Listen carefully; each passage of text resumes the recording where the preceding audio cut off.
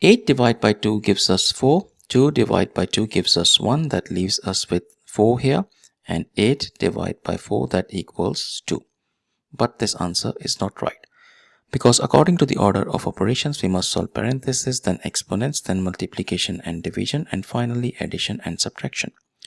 Remember, if in any expression you have both multiplication and division present, you must work from left to right, and same applies to addition and subtraction. Now let's rewind and solve this problem the right way. If you notice, in this expression we have a division and a multiplication operator present, and according to the rules, multiplication and division have equal priority, but we have to work from left to right. So we must solve this division first.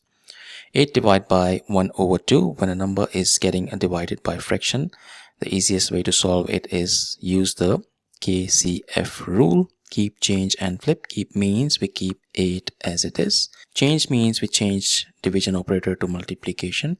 And flip means we flip 1 over 2 as 2 over 1. And we have times 8 available from the original expression. 2 over 1, we don't need to write it as 2 over 1. We can simply write it as 2. So now we have 2 multiplication operators present in this expression, and we simply go work from left to right. So 8 times 2, that gives us 16.